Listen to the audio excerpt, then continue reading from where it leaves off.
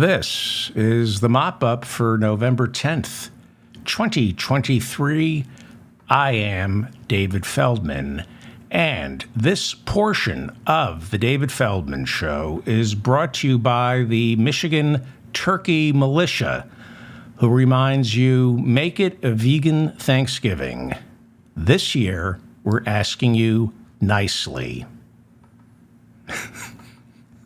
I'm David Feldman. Please like this show, despite what I just did. Share it and subscribe to my channel as well as my newsletter. I started late this morning. My stomach is a little wonky this morning. Last night for dinner, I ate some cabbage that disagreed with me.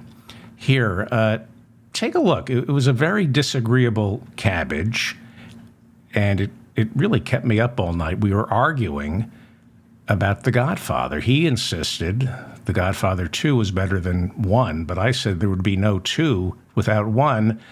Then he made a crack about my daughter's table manners. Look at him. I pulled him off the streets of New York. He never thanks me. I put him back in the crisper. I have no idea what to do with this insufferable prick. And the language on this guy, I was hoping to serve him for Thanksgiving. I don't know what to do with him.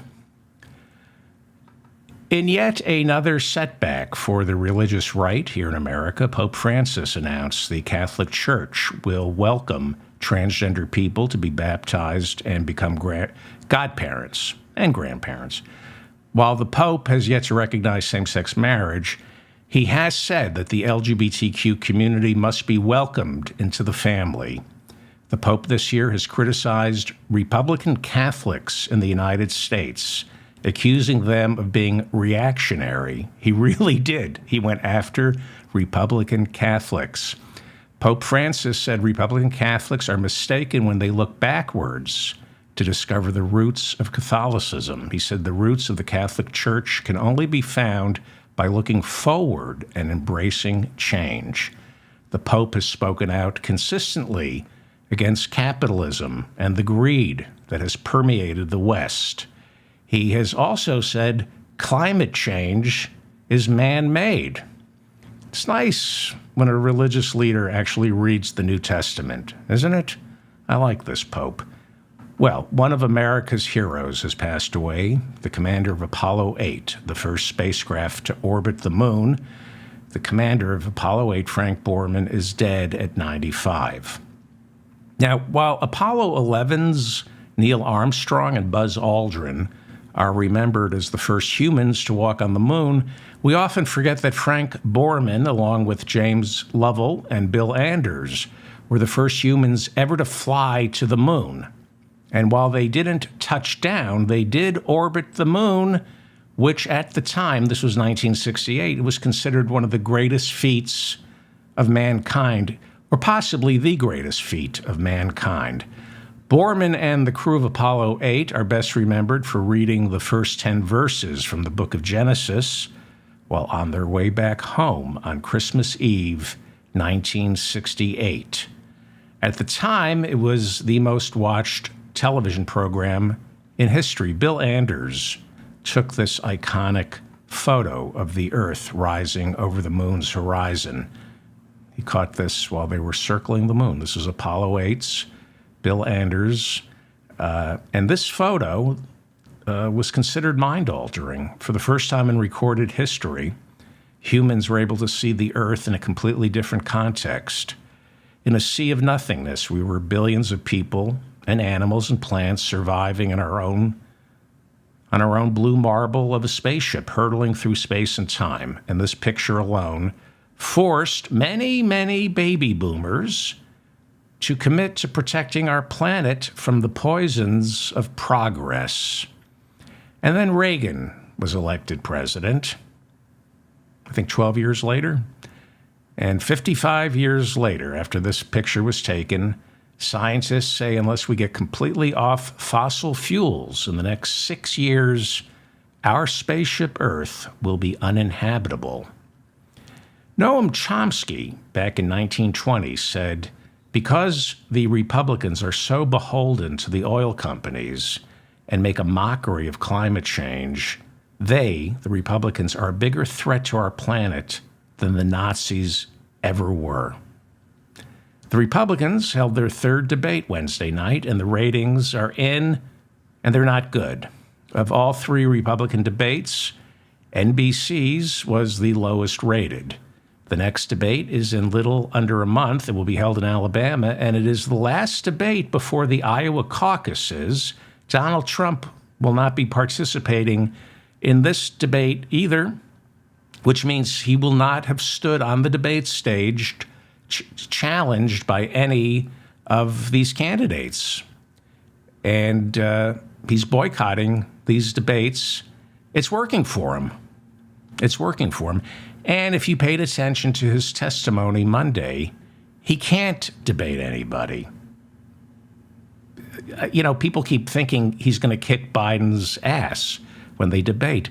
No, he's completely unhinged. This strategy is working for him now, not debating, but if he stood on a debate stage, he has no impulse control anymore. Senator Tim Scott of South Carolina is sinking in the polls and is low on cash because this is true. Wealthy Republican donors told him they wanted to see his girlfriend. This is absolutely true. Republican donors told Tim Scott that they feel very uncomfortable giving to an unmarried Christian in his mid-50s. Scott insisted he has a new girlfriend, and on Wednesday she joined him briefly on the debate stage to collect her check. Here she is. There she is. Very lovely couple. And South Carolina Senator Lindsey Graham, after the debate, asked Tim if there was any chance he could borrow her. The Washington Post reports that Donald Trump and his closest friends are drawing up plans to leverage the Justice Department and the FBI after he's elected in order to go after every employee of his old administration who spoke out against him after they left his White House. I think you're a little late, Donald. By 2025, all of them will already be in prison. And so will you. You know, as Trump continues to surge in the polls, Leavenworth has already begun construction on an oval cell. An oval cell. But luckily for Donald, Melania already calls sex with him conjugal visits. Do people still remember what conjugal visits are? I don't know. In an interview on Thursday, Trump was asked if he has any plans to get even with the Biden administration for weaponizing the government against him.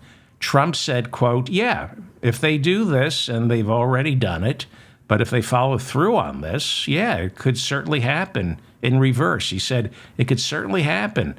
What they've done is they've released the genie out of the box. So he's planning to weaponize his Justice Department, which he tried to do, right? And the IRS. Luckily, he wasn't able to weaponize the IRS or get Sidney Powell to be special counsel and prosecute Democrats for election fraud. The system, in many ways, held. During his Wednesday night rally in Florida, Trump said he considered his troubles with the Justice Department a badge of honor. He told the crowd he was being indicted for them. I'm being indicted for you, for your crimes. Like Jesus died for your sins, Donald was indicted for your crimes. Basically, he's throwing his crowd under the bus. He's telling the FBI, why are you arresting me? Lock these people up. Why should I be indicted for their crimes? They're the criminals. He's basically a rat. He's saying to the FBI, I'm being indicted for them. These are the guilty ones. Anyway, then he said, this is true, he said his parents would be proud of him. He said, because he was indicted. He said, quote, they indicted me. Can you believe? My father and mother are looking down. Son, how did this happen? We're so proud of you, son. How did that happen? Okay, what's wrong with that sentence? His parents are looking down? The only way Fred and Mary Trump are looking down is if their mummified heads have been mounted above the fireplace at Mar-a-Lago. The closest Fred and Mary Trump, the Sonny and Cher of white supremacy, the closest they ever made it to heaven was sneaking up there to steal the pearly gates. 16 members of Congress from both sides of the aisle, including AOC and Marjorie Taylor Greene, signed a letter urging President Biden to stop Julian Assange's extradition to the United States. Assange, the founder of WikiLeaks, is being held in a British prison as our Justice Department tries to bring him to America and try him for violating the Espionage Act. Maybe they can do a double bill down in Miami with Donald Trump. He's being tried for violating the Espionage Act. The thing is, Trump deserves to be tried for violating the Espionage Act. Julian Assange does not. He should not be brought to America. He's not an American citizen. He didn't commit these crimes in America.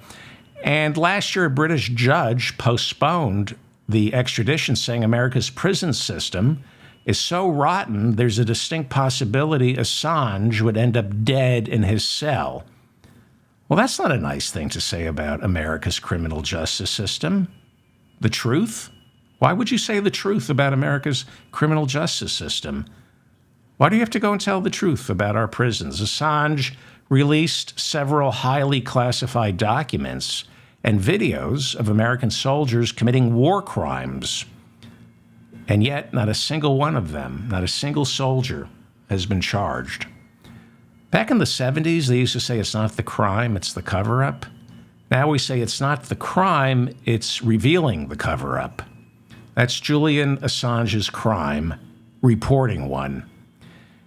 If you see something, say something, as long as you say I saw nothing. Well, at least it's good to see Marjorie Taylor Greene signing that letter. She did. She deserves credit. She signed that letter. Meanwhile, the Daily Beast, and I am not making this up, okay?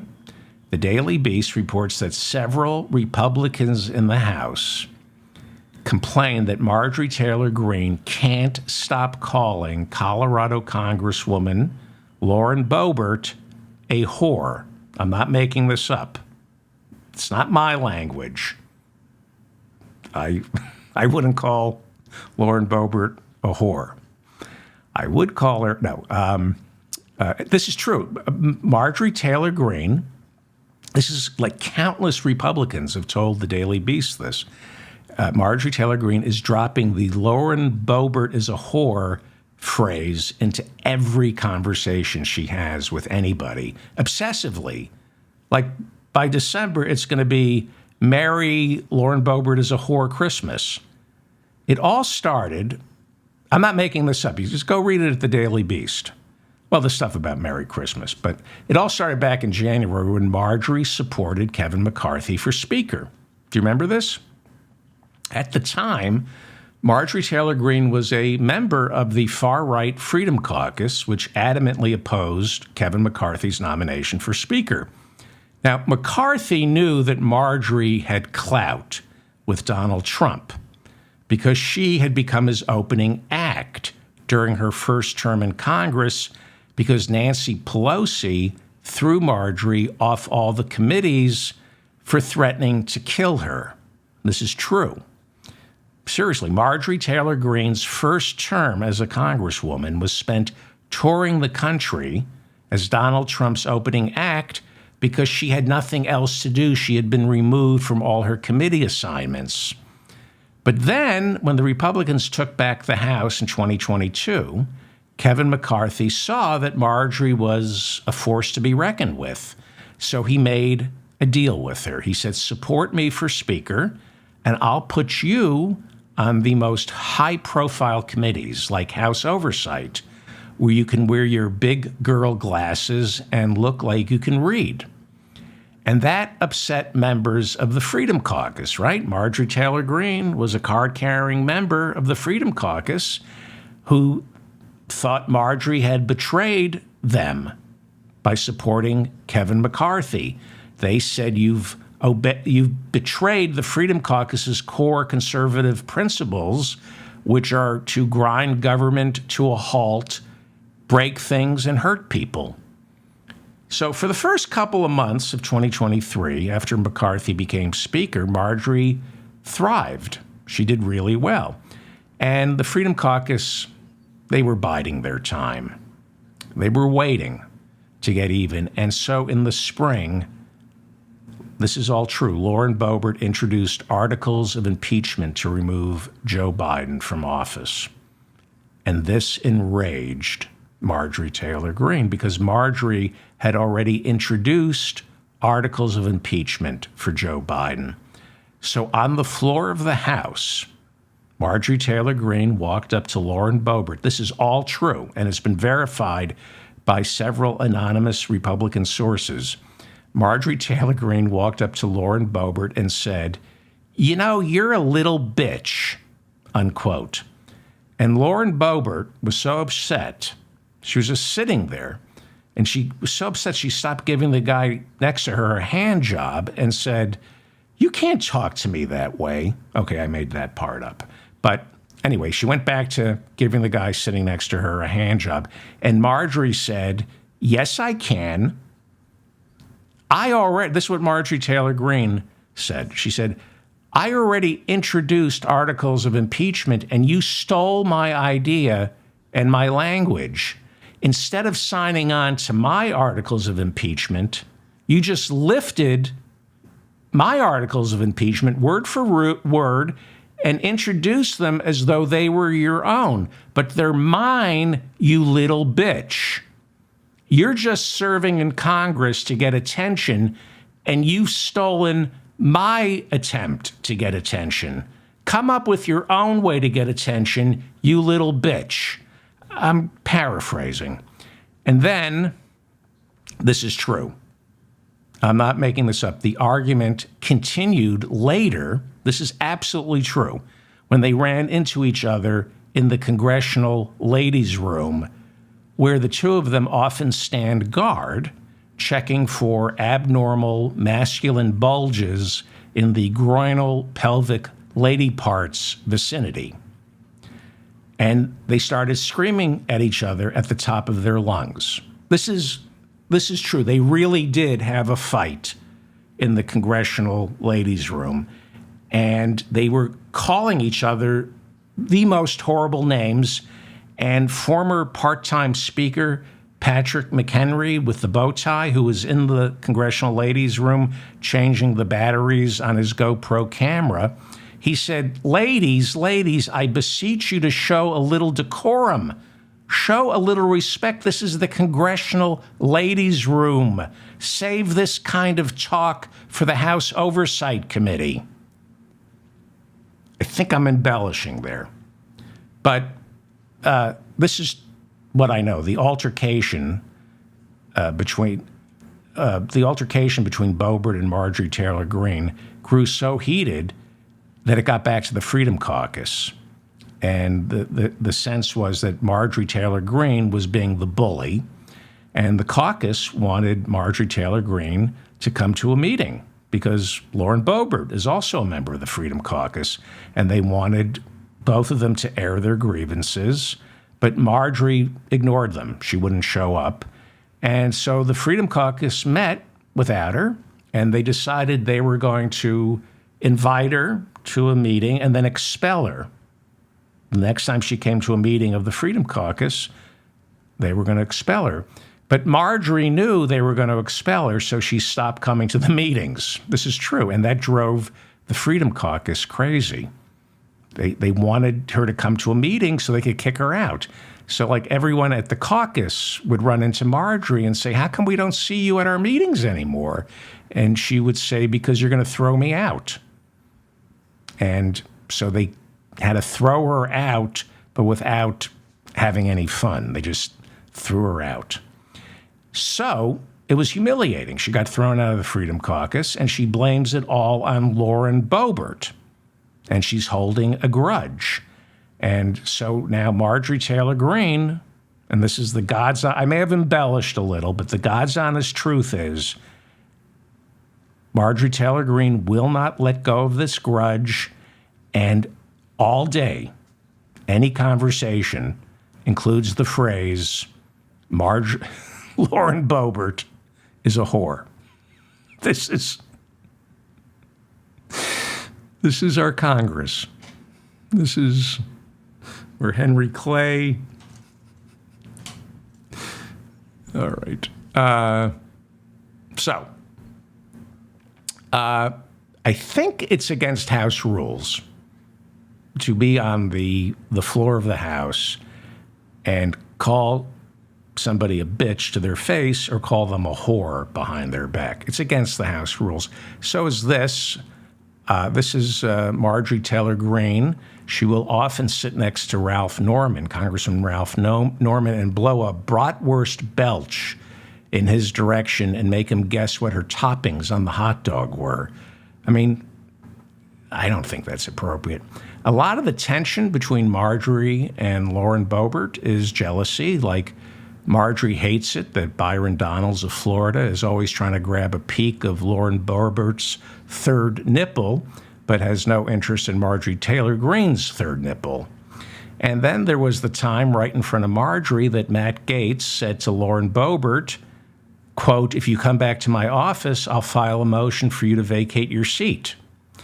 And then there was that time during their joint press conference attacking the January 6th committee that Marjorie listened to Lauren Boebert speak for a few minutes and thought to herself, "Oh no, this tramp is much dumber than I thought. I really need to up my game or she's going to pass me by." All right. Meanwhile, it's Friday morning, and that means the House starts its much-deserved three-day weekend.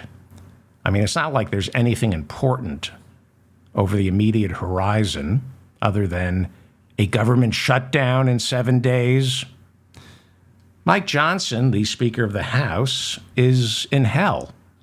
A top House Republican told CNN yesterday that between now and November 17th, when the continuing resolution expires, this is what the anonymous top House Republican said, quote, "Speaker Johnson will have to thread a difficult needle while walking a high wire in gale force winds."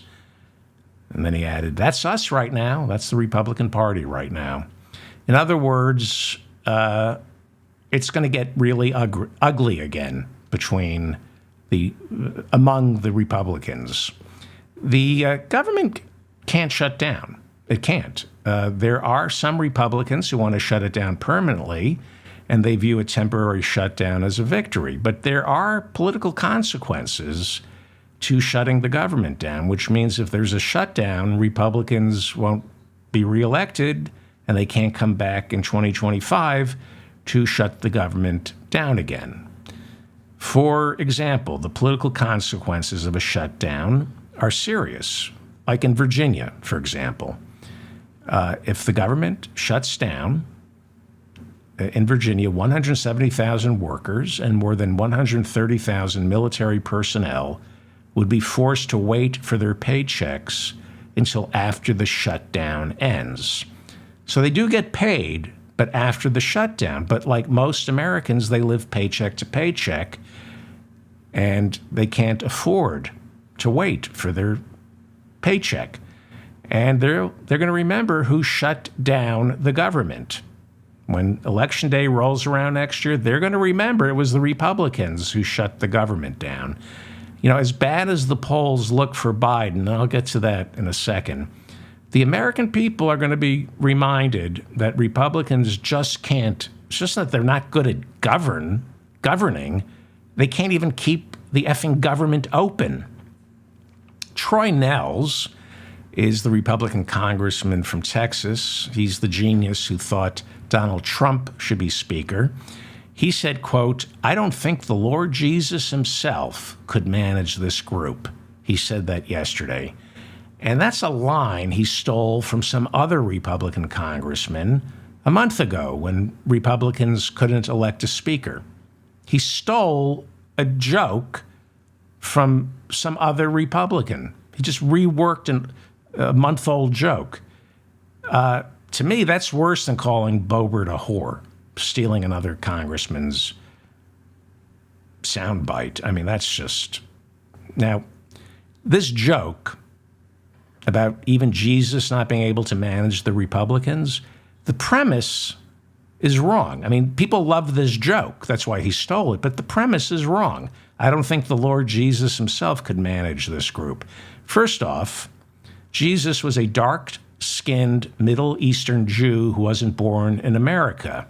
So I'm pretty sure he's not going to be welcomed into the Republican House Congress, okay? Certainly not in a leadership capacity. And where does anybody get the idea that Jesus has any aptitude when it comes to keeping the professional managerial class in line? He couldn't even keep 12 of his underlings in line. Does the name Judas mean anything to you, Troy Nell? Congressman Tom Massey of Kentucky, he's a Republican, said of Speaker Mike Johnson's job now, with what's going on the floor these days, I think that indicates the honeymoon might be shorter than we thought. They're turning on Mike Johnson. Congresswoman Nancy Mace is a Republican from South Carolina, and she was part of the Crazy Eight. Remember them? They were the 8 Republicans who voted for Kevin McCarthy to vacate the chair. And with all that's going on right now, Kevin McCarthy will not let this go. He's upset. He didn't last a year as Speaker, and he blames the Crazy Eight. In an interview with CNN on Thursday, Kevin McCarthy said, he pretty much said, I hate this woman, Nancy Mace. We're approaching a shutdown, and Kevin McCarthy can only talk about how much he hates Nancy Mace and Matt Gaetz. He was asked about Nancy Mace's chances for getting reelected, and McCarthy said, quote, I mean, if you've watched her, just her philosophy and the flip-flopping, yeah, I don't believe she wins reelection. I don't think she'll probably have earned the right to get reelected. I mean, who says that in public? I don't think Nancy Mace earned the right to get reelected. This is Republican on Republican violence. I've never seen this before. And because a government shutdown is only days away, Nancy Mace responded later in the day by saying Kevin McCarthy is just a bitter liar. Our country is in good hands. Sleep well tonight. Then, because there's nothing else to talk about, Hamas, Ukraine, the government shutting down, Kevin McCarthy told CNN that the Republicans would benefit tremendously if Matt Gaetz went back to Florida. And Matt Gaetz remained above the petty bickering and responded, quote, thoughts and prayers to the former speaker as he works through his grief. That is vicious. That is really mean. Thoughts and prayers to the former speaker as he works through his grief. I mean, just, Matt Gaetz, he's good. Matt Gaetz he's not a good person. He's a bad person, but he's good at being bad. Republican Congressman Tom Burchett of Tennessee voted against McCarthy. This was one of my favorite stories. Do you remember this? He joined the Crazy Eight because, and I'm not making this up, I talked about this about a month ago. Kevin McCarthy called him the night before the vote on whether he should vacate the chair, and Kevin McCarthy asked Burchett to vote for him. And Burchett said, I haven't made up my mind. I'm praying on it. He said, I'm praying on it. And Kevin McCarthy, to his credit, said, quote, praying on it? And then, to Kevin McCarthy's credit, he burst out laughing and then said some things that Burchett wouldn't repeat. But Burchett said McCarthy said things, he laughed and mocked his faith for saying, I haven't decided whether or not I'm voting for you, I'm praying on it. So he won't say what Kevin McCarthy actually said that was so offensive. But I'm guessing McCarthy said, "You're asking Jesus whether or not you should vote for me? I'll save you the phone call. I already spoke to him. He said vote for me." I don't know if Kevin McCarthy said that. I just like to believe he said that because I'm a believer. McCarthy trashed Burchett and said he's a glory hound who just loves to talk to reporters. And Burchett responded by saying McCarthy's just bitter and will soon enter into a successful job in lobbying. Spoken like a true disciple of Christ. All this petty infighting over nothing. You know, for a party of anti-intellectuals, Republicans sure act like academia. This is like the history department at a community college. The stakes are so low that they're not, I'm not saying anything bad about a community college, but in all academia, because the stakes are so low, the fighting is so intense. What I am being told is that when all is said and done, the most likely outcome in all this is Speaker Mike Johnson will introduce what is called a clean CR, right? A clean continuing resolution, which means it will be identical to the one Kevin McCarthy got passed, the one our government is currently operating under. The same clean continuing resolution that pretty much got Kevin McCarthy fired as Speaker. So where are the Democrats in all this? House Minority Leader Hakeem Jeffries says he will only accept a clean continuing resolution. He said only a clean CR, meaning both sides accept the status quo and continue spending based on the 2023 budget until they can iron out a deal on a 2024 budget. So, what if Speaker Johnson delivers a clean continuing resolution, an identical continuing resolution that got Kevin McCarthy canned? Matt Gaetz, who orchestrated the motion to vacate the chair after Kevin McCarthy agreed to a clean continuing resolution and got it passed, Matt Gaetz told CNN that if Speaker Johnson pushes a clean resolution through the House, he will not object and give him, quote, a little more grace, unquote. In other words, someone's ethics investigation involving drugs and violating the Mann Act is about to disappear. Speaker Johnson, I suspect, is making that ethics investigation disappear. Congressman Ken Buck is a member of the Freedom Caucus, one of the founding members of the Freedom Caucus. But he wouldn't vote for Steve Scalise or Jim Jordan for Speaker because they were election deniers. He said, I will not vote for anyone who was an election denier. But he voted for Mike Johnson, even though Mike Johnson was literally the legal point man in the House of Representatives for the election deniers. So after he voted for Speaker Johnson, Ken Buck announced he was retiring from Congress.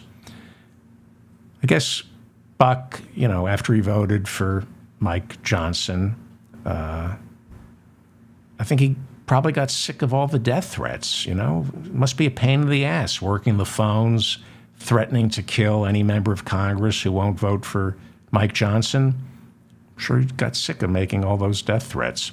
Anyway, when Buck was asked if Speaker Johnson was in trouble, Buck said, "Nobody's filing a motion to vacate the chair anytime soon," said the man who has literally vacated his own chair.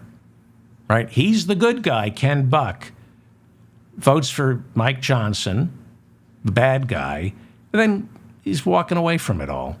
And when halfway decent people leave, they're replaced by other Mike Johnsons. For a moment, I liked Ken Buck, right?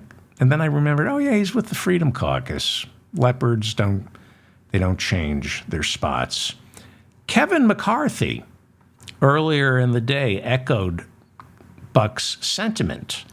McCarthy told CNN, quote, "I don't think anybody can make a motion to vacate the chair for the rest of this term. I think Johnson's safe no matter what." Then McCarthy added, who else could they find to replace him with? And then McCarthy batted his eyes, pursed his lips, and said, "Does anyone come to mind?" And then he cried. Tears. This is the mop-up for November 10th, 2023. Please like this so I remain in your feed. Please share this, subscribe to my channel, and my newsletter. My newsletter is coming out. We've been putting it out. So please subscribe to my newsletter and this channel. So, in 1974, Congress passed a law in order to codify the budget process. Each year, thanks to this law passed in 1974, Congress must now pass a budget by October 1st of every year. In other words, the fiscal year for our federal government starts on October 1st. The law also said the budget must be divided into 12 separate bills. So they took the entire federal government, all the spending to keep the federal government running, and they divided it into 12 tribes. Well, I'm sorry, that's the book of Exodus. They divided the entire federal government into 12 separate bills. So they put the defense appropriations into one bill. They put the Department of Transportation and the Department of Housing and Urban Development into another bill. They combined the Department of Transportation and the Department of Housing and Urban Development. They combined the funding for those two departments into another bill, and so on and so on. And so if Congress passes all 12 bills and the president signs it, then we have a budget. But we don't have a budget. What we have right now is what is called a CR, which stands for Continuing Resolution. It's a temporary funding bill to keep the government running until these knuckleheads in Congress can pass the 12 bills that make up the 2024 budget. This is where it stands this morning. As of this morning, the House has only passed 8 of the 12 appropriations bills that comprise the 2024 budget. They need to pass all 12. Then these bills have to go to the Senate, and the Senate changes the bills, adds amendments, and they vote on the bills. And if it passes in the Senate, if the bill passes in the Senate and it passes in the House, but it's a little different, these bills then have to go into conference committees where members of the House and the Senate meet to figure out a final bill that resembles what passed in the House and the Senate. And then they file this final version of the bill, which the House and the Senate then have to vote on. And assuming it gets passed, it's then given to the president, unless he decides to veto it. But let's say he doesn't veto it, but then he signs it, then you have an appropriations bill enacted into law. You do that 11 more times, and you have yourself a budget, which is why more and more people are finding peace and simplicity in fascism. But this is complicated. It is the nuts and bolts of a democracy, budgeting. You can tell me what your values are, but I want to see your credit card statement. Show me a person's credit card statement. Show me what you spend money on, and I'll tell you what kind of person this is. Are you spending money on trips to Vegas, on prostitutes, drugs, and pornography? Or are you wasting it on saving for your child's college education? And the same goes for government. What we spend money on is as accurate a representation you can find of who we are as a people, with the possible exception of the Real Housewives of New Jersey. I'm pretty sure the Real Housewives of New Jersey is the most accurate representation of who we are as a people. But after that, it's our budget. You can find out, just go over our budget, and what we choose to spend money on reveals who we are as a people. One of the 12 appropriations bills that make up our budget is the Financial Services and General Government Appropriations Act of 2024. It's one of the 4 bills that still hasn't passed in the House. And Johnson pulled it on Thursday. Then when he was done pulling his Johnson took the Financial Services and General Government Appropriations Act of 2024 off the floor. He pulled it off the floor. He picked it up off the floor and said, you can't vote on it. There was a disagreement over abortion. That's why you had to pull it. Somehow abortion found its way into an appropriations bill, and abortion terminated the bill. Among other agencies, this appropriations bill funds the Treasury Department, the IRS, and because it's not a state, Washington, D.C. city government. Okay? So this bill got pulled over how to manage Washington, D.C. city government, because Washington is not a state. They don't have a congressperson or 2 members of the Senate. Their budgeting is done by these knuckleheads in Congress. And some moderate Republicans objected to language in this bill that overrules a court decision that forbids the government from discriminating against female employees who want their government health care plan to finance the purchase of contraception as well as abortion procedures. It's not worth discussing, but what's going on is these crazy right-wing pro-lifers sneak things into appropriations bills and say, well, since we're funding the government of Washington, D.C., we're not going to pay for contraception or abortion. This is what ties up an appropriations bill. The Financial Services and General Government Appropriation Act of 2024 also funds the Justice Department and the FBI. Some Republicans on Thursday said they wouldn't vote for it because this bill provides money for the FBI to build a new headquarters. They don't want a new headquarters. And others are angry that they're going to build the new headquarters in Maryland instead of in Virginia. Like I said, fascism has its charms. Ralph Norman, when he's not smelling Marjorie Taylor Greene's bratwurst belches, is the senator from South Carolina, and he's given up any hope of a budget getting passed between now and November 17th. That's when the continuing resolution runs out.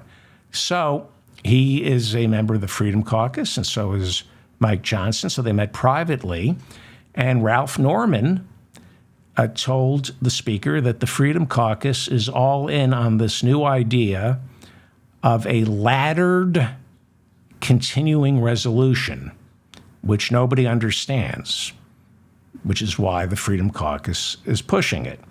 Basically, and you're going to be hearing about laddered continuing resolutions if you're patriotic enough to pay attention to our budget process. Essentially, a laddered continuing resolution would mean taking all 12 appropriations bills and laddering them so you shut down the government and then reopen it in 12 steps as each appropriations bill clears the House, clears the Senate, and then gets signed into law by the president. Instead of it being an omnibus budget bill, they're going to open up the parts of the government as they're funded. So we could have, under this plan, a Department of Transportation, but no FBI. And this would give the Republicans an opportunity to literally kill agencies they've always wanted to destroy. They would do this by refusing to pass any appropriations for the Department of Education or the Environmental Protection Agency.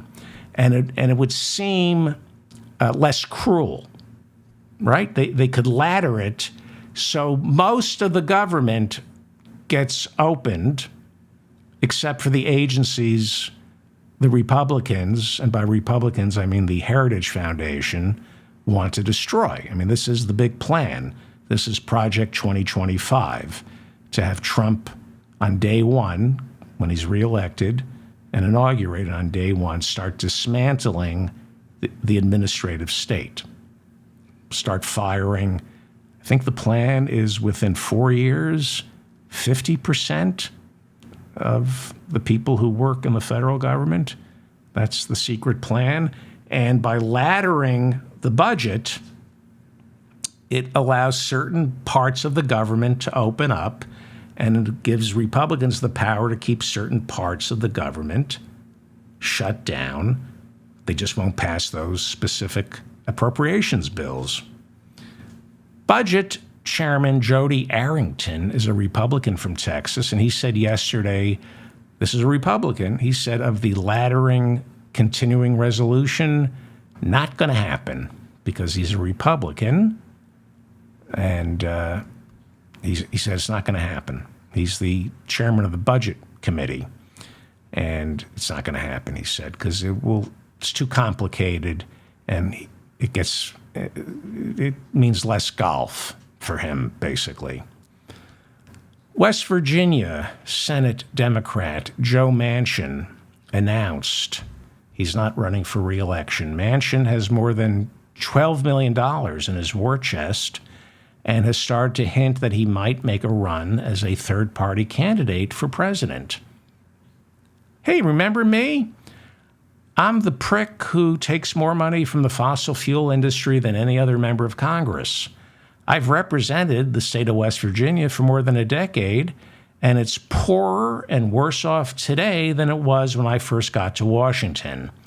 And I want to bring my West Virginia can't-do spirit to the rest of America. Won't you please help me siphon off votes from Joe Biden and elect Donald Trump for president?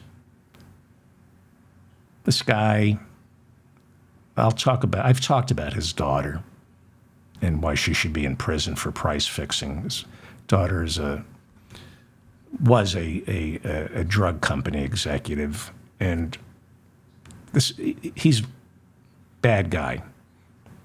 As bad as Manchin is, and he is Satan, Democrats need him in the Senate to maintain their majority. Well, they need 2 senators or they lose the majority. And now with his leaving, it's received wisdom that Manchin's seat will be won by the Republican governor of West Virginia, who I think his name is Justice. He's now running for Manchin's seat. He used to be a Democrat, and now he's running for Manchin's seat. And he's going to win. So Democrats are going to lose the West Virginia Senate seat. So where can Democrats pick up a seat? Where can we steal a seat? Perhaps Texas. Ted Cruz is the current Republican prick out of Texas. He was reelected in 2008 after he kind of sort of narrowly defeated Beto O'Rourke. It was relatively close considering it's Texas. And Texas is changing. I don't know if you remember, but at one point in 2020, on election night, for a while, it looked like Biden was going to win Texas. He didn't. But Democrats are not writing Texas off. And pay attention to Democratic Congressman Colin Allred. He is running, as a Democrat, running for Ted Cruz's seat in Texas. He was raised by a single mom. He graduated from Baylor and then went on to play in the NFL. Then, after the NFL, he earned his law degree and became a civil rights attorney. Now he's in Congress. Take a look at Colin Allred. A lot of people think he has what it takes to beat Ted Cruz. You know, Beto O'Rourke, there was an authenticity problem. Beto O'Rourke wasn't the real deal. I mean, I wanted him to win. This guy's the real deal. On the heels of the big abortion ballot initiative victory in Ohio, Democrats are now planning to boost Joe Biden's chances in 2024 by getting similar initiatives, similar abortion initiatives on the ballot in key battleground states in order to animate pro-choice voters to come out and vote next November for abortion and then say, what the hell, I'll vote for Joe Biden. This is how George W. Bush got reelected in 2004. Conservatives had it in 2004 with George W. Bush because the Twin Towers had come down. He got America into two wars that we were losing by 2004. He increased the size of our government by passing the Patriot Act and creating the Department of Homeland Security. And he racked up massive deficits. So he was in trouble with the conservative base.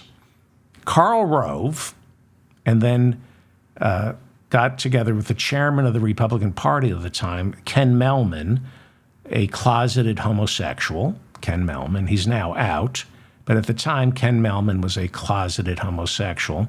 And Karl Rove and Ken Mehlman came up with a plan to get George W. Bush reelected. How do you get conservatives to vote on Election Day since they hate George W.? They said, let's get a raft of initiatives on state ballots banning same-sex marriage.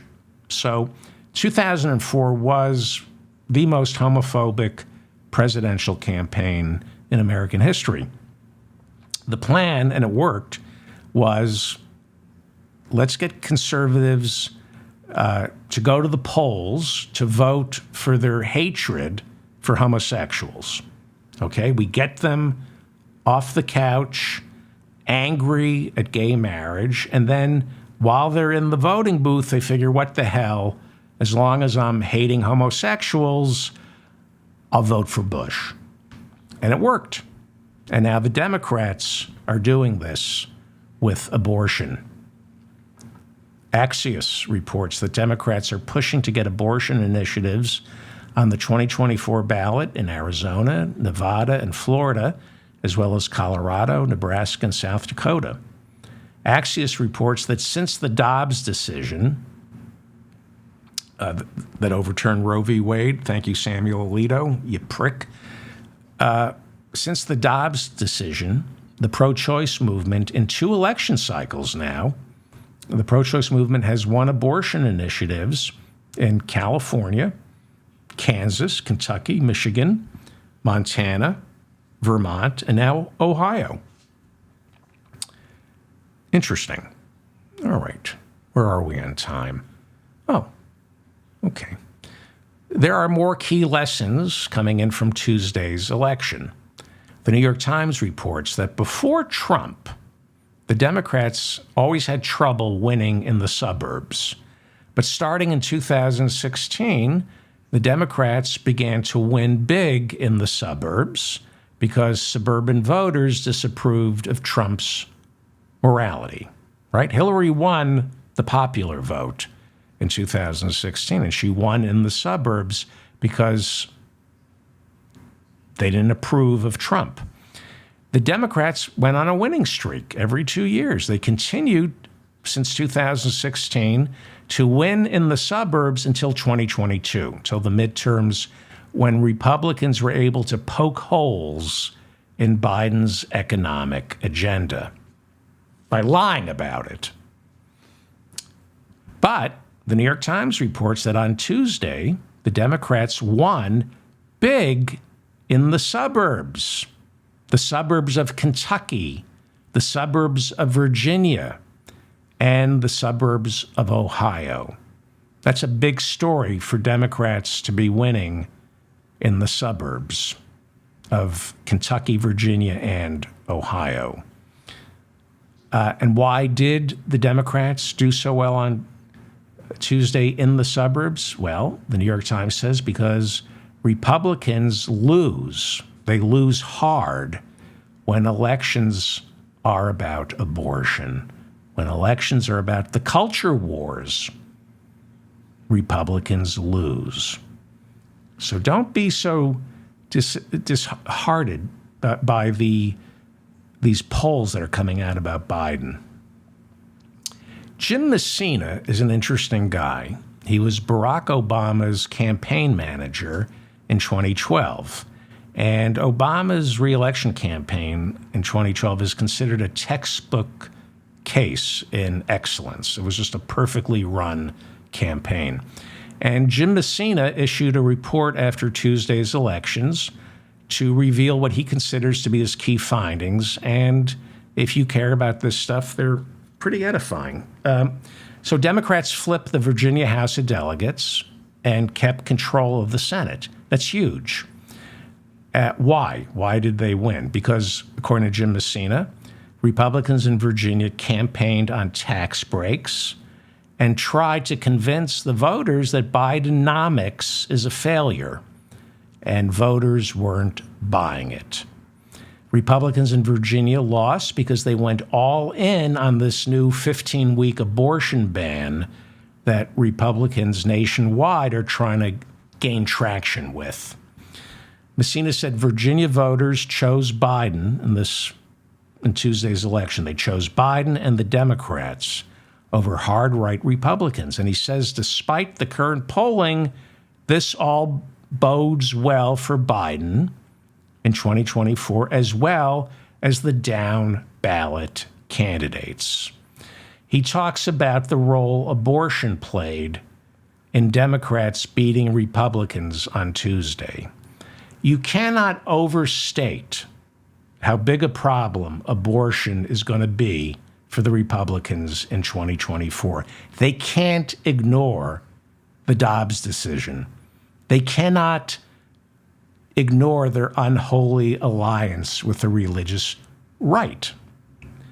As I said earlier, this is now the second election cycle since the Dobbs decision, and Republicans are trapped.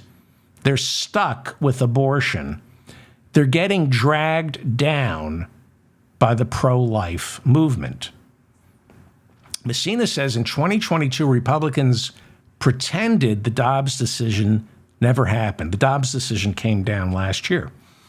And so for the midterms, Republicans decided it never happened. And that is why the red wave, remember they were expecting this big red tsunami for the midterms? It never materialized. Republicans picked up 5 seats, right? It's a tight majority that they have. In 2023, Tuesday, Republicans thought a national ban on abortion after 15 weeks would seem reasonable, was a winning message. It wasn't. They are stuck. Republicans are stuck with abortion. They lost on abortion in Ohio, where abortion was literally on the ballot. In deep red Kentucky, voters reelected a Democratic governor. We're talking about Kentucky. Trump beat Biden in Kentucky by 24 points. They reelected a Democratic governor, mostly because he objected to Kentucky's abortion ban, a ban that doesn't include exceptions for rape and incest. Virginia, their governor, Glenn Youngkin, I called him Greg Youngkin 2 shows ago. I got that wrong. It's Republican Governor Glenn Youngkin. He's a hedge fund prick.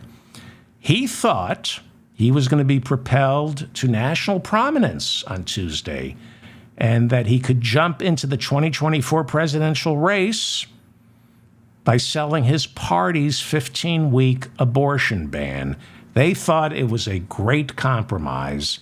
He failed miserably on Tuesday. He lost the House, and he didn't take back the Senate in Virginia. Okay.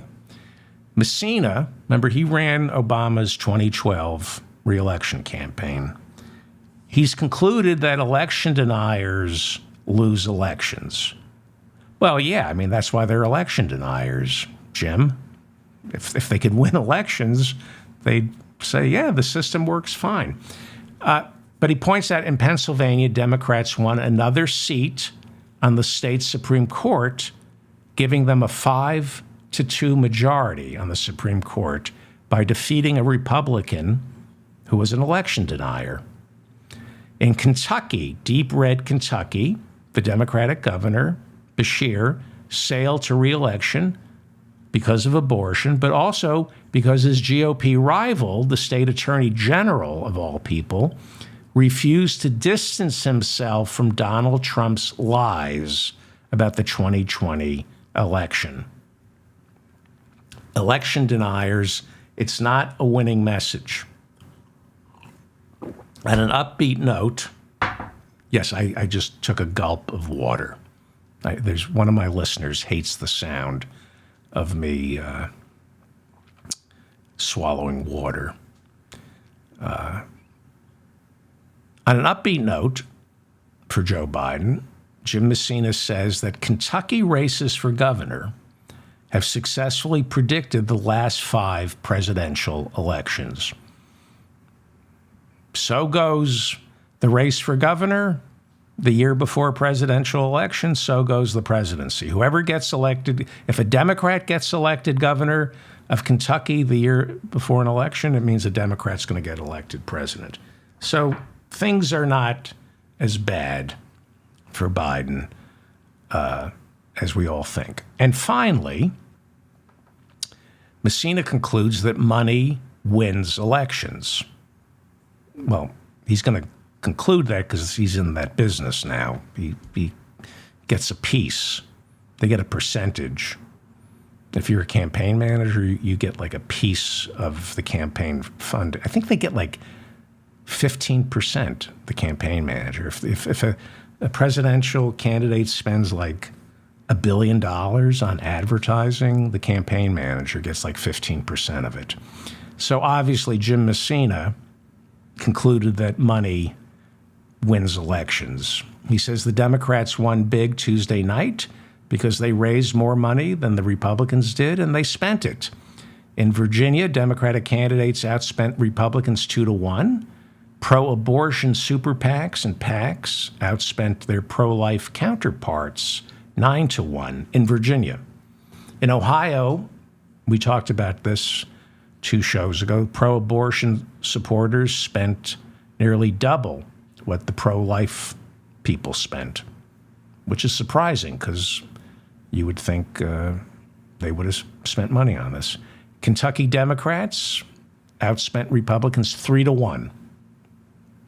Interesting. Well, let's talk about presidential politics. Dr. Jill Stein announced she will once again seek the Green Party's 2024 nomination for president, calling both Democrats and Republicans a danger to democracy. She said Biden betrayed his promise to battle climate change and support working families. I disagree. I think he's doing the best he can when you have Joe Manchin as a Democrat. The New York Times said by gaining the Green Party nomination, Stein will have an easier time getting on the ballot in all 50 states than third-party independents like Professor Cornel West and Bobby Kennedy Jr. The New York Times said Stein last ran for president back in 2016. She won 1.4 million votes. And some accuse her of stealing votes from Hillary Clinton in critical swing states. But that assumes people who voted for Jill Stein, if they were left with no other options, if they couldn't vote for Jill Stein, that assumes they would have cast their ballot for Hillary Clinton. People do stay home on Election Day, and you'd be surprised by the number of people who might have voted for Donald Trump if Jill Stein weren't on the ballot. It's a bullshit argument against third-party candidates. Beat them. Beat them. Al Gore had nobody to blame but himself. Stein seems to have adopted a plan originally proposed by friends of this show, Professor Harvey J. Kaye and Alan Minsky, the executive director of Progressive Democrats of America. They've talked about their economic Bill of Rights. A lot of candidates, Marianne Williamson has picked up on it, and now Jill Stein has adopted their economic Bill of Rights. They modeled it after the one proposed by Franklin Delano Roosevelt during World War II, but he died before being able to push it through. Stein said her economic Bill of Rights would guarantee all Americans the right to a job, health care, housing, food, and education. And this was initially proposed by Professor Harvey J. Kaye and Alan Minsky, executive director of the Progressive Democrats of America. Well, Steve Bannon, looking like the spitting image of health, fascist Steve Bannon. Steve Bannon appeared in court Thursday to appeal his contempt of Congress conviction. If you recall, last year a jury found Steve Bannon guilty of contempt of Congress after he refused to honor a subpoena from the January 6th committee to testify and say what he knew about the insurrection. Bannon was sentenced to 4 months in prison. He's appealing. Thursday, his lawyers argued that even though Bannon wasn't working in the White House during the lead up to the January 6th insurrection, his correspondence with Trump and everybody working for Trump is protected by executive privilege. The judge reportedly expressed incredulity when he heard the lawyers argue that. Looks like maybe Steve Bannon's going to do 4 months in jail. Not enough. Not enough time. Bannon, along with Peter Navarro, who was also convicted of the same crime, the two of them invented what is called the Green Bay sweep to block Joe Biden's certification on January 6th. So we've talked about the Green Bay sweep, and it's really dangerous. What saved us from the Green Bay sweep was the insurrection. The Green Bay sweep is one of the most dangerous things that they could have succeeded in stealing the election if the Green Bay sweep worked. So let me show you how the Green Bay, because we've talked about it. Let me illustrate how it works. Dick Durbin, the Democratic chairman of the Senate Judiciary Committee. Now think about the Green Bay sweep, okay? He is now looking into the Supreme Court's ethical lapses. He wants to know why Clarence Thomas and Samuel Alito accepted free vacations and travel from several high-powered billionaires who had business before the court. I'm talking about the Green Bay sweep. Senator Durbin is planning, he's a Democrat, he's planning to, and he's chairman of the Judiciary Committee, he's planning to subpoena two friends of Clarence Thomas's, Leonard Leo and billionaire Harlan Crow, who have showered Thomas and his wife Ginny with untold riches that Thomas has failed to disclose. Durbin is determined to haul them before the committee. But Durbin and the Democrats on his committee were victimized this week by a Green Bay sweep, in which Republicans, before the vote, I just need some water, hang on.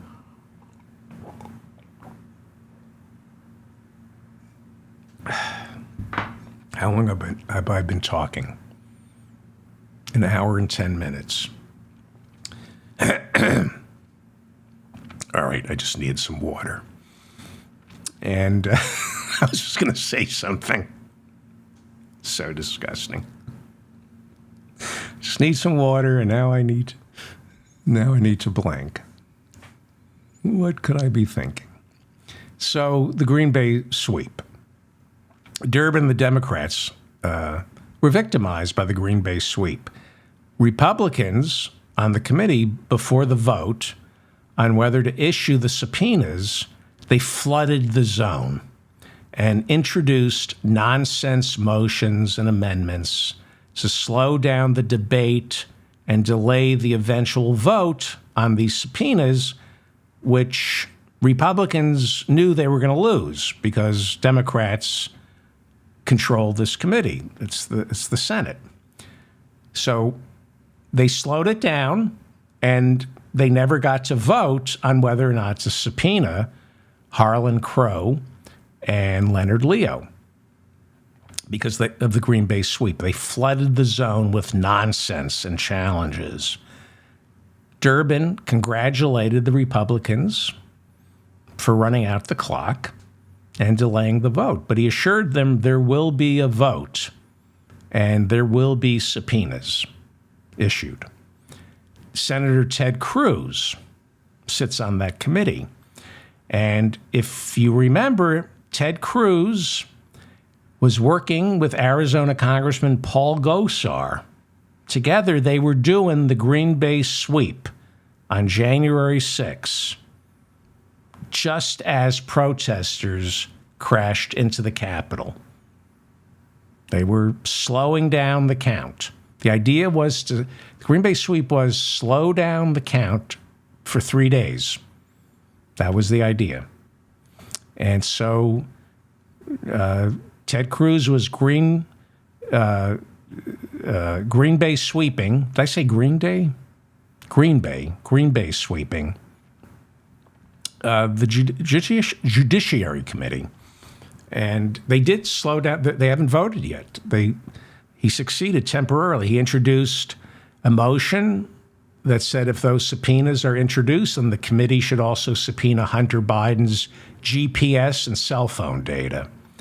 The fascist Tom Cotton also sits on the Judiciary Committee. He said that ProPublica should be subpoenaed so the committee can discover how ProPublica has been able to report so intimately about the Supreme Court's ethics violations. That's Tom Cotton, the fascist from Arkansas, who wants to subpoena ProPublica and find out how they got their information about Clarence Thomas's ethics lapses. Ethics lapses? I don't know what that is. All right. I'm getting tired. I'm going to wrap it up.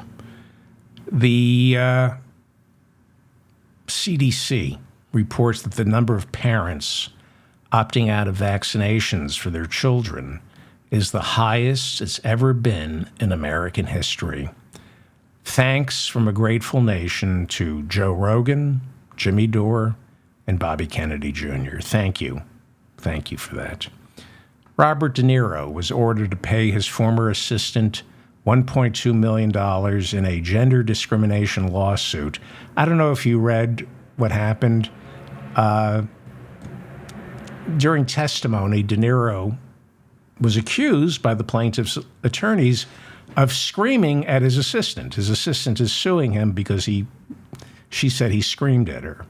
De Niro, during his testimony, denied, this is true, that he ever screamed at his assistant and then turned to her and screamed at the top of his lungs, "Shame on you." Like at the top, like shame on you at the top of his lungs. He screamed, "Shame on you for accusing me of screaming at you." I love Robert De Niro. And from what I've read, this has been a complicated relationship with the assistant. But it is kind of funny to deny on the witness stand that you yelled at your assistant while yelling at your assistant for suing you for yelling at her. All right. I'll wrap up with the latest on the war between Israel and Hamas. Israel has agreed to pause military strikes in northern Gaza 4 hours a day to allow for humanitarian relief. President Biden says it is taking longer than he expected to get the Israeli Prime Minister Benjamin Netanyahu to get on board a 3-day ceasefire. What else do we have here? In America, Republicans have continued their call to ban TikTok. They're claiming TikTok is brainwashing young people because it's filled with anti-Israeli propaganda videos. And Israeli Prime Minister Benjamin Netanyahu assured Joe Biden that he has no intention of occupying Gaza. His plan is to demilitarize it. I remember hearing that term in Vietnam. They were demilitarizing Vietnam for 20 years. And Iran's Foreign Secretary Hossein Amirabdollahian warned that Israel's continued bombardment of Gaza can only result in Iran expanding its role in assisting Hamas and Hezbollah in southern Lebanon. I'm David Feldman, reminding you to stay strong and protect the weak. Thank you for listening. We started late this morning, but thank you for putting up with my nonsense and listening to this show. It's a lot of fun to do this show. I'm kind of blessed to be able to do this and sift through the news and talk to people and try to present to you what I hope is a coherent analysis of what's happening. So thank you for listening to this. Please leave a comment and correct me. I make mistakes. I listen to the show and I make mistakes. I always mispronounce words and names, but I do correct myself. And if it's a gross mistake, I will start the show correcting myself. So please leave comments, send me information. If you're a longtime listener, you know your comments inform the trajectory of this show. The best way to help is to share this. That's the only way to help, is to copy and paste the link to this episode wherever you're listening to it and send it to your friends via email or in a message or social media, whatever. And subscribe to my newsletter. Subscribe to this channel, please. Send me unused medications, whatever they are. I'll take them. No, I'm joking. P.O. Box 1413. No.